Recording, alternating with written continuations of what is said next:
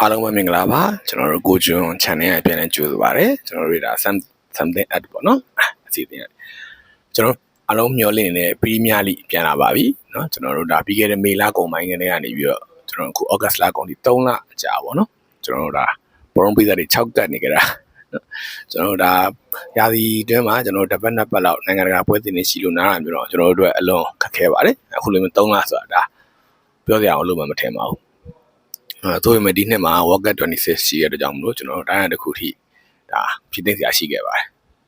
အဲ့တော့ Premier League ဒီ2026-2029ရာသီကိုပထမဆုံးစတင်မဲ့ပွဲစဉ်အာဆင်နယ်ပွဲစဉ်ဖြစ်ပါတယ်စနေနေ့မနက်မြန်မာစံတော်ချိန်တနာရီခွဲတောက်ကြနေ့ညပေါ့နော်အာဆင်နယ်အိမ်ခွဲမှာ Coventry ဟိုဒါရှင်ပြိုင်ကစားမှာဖြစ်ပါတယ်လက်ခံပြီးတော့စနေနေ့ညနေမှာတော့ကျွန်တော်တို့ဒါ Man City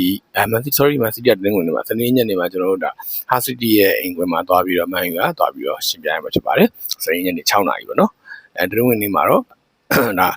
Man City သူ့ရဲ့အိမ်ခွဲမှာ9နာရီခွဲအချိန်မှာပုံမှန်ကိုလက်ခံရှင်ပြိုင်ကစားမှာပါတင်းဝင်ညနေ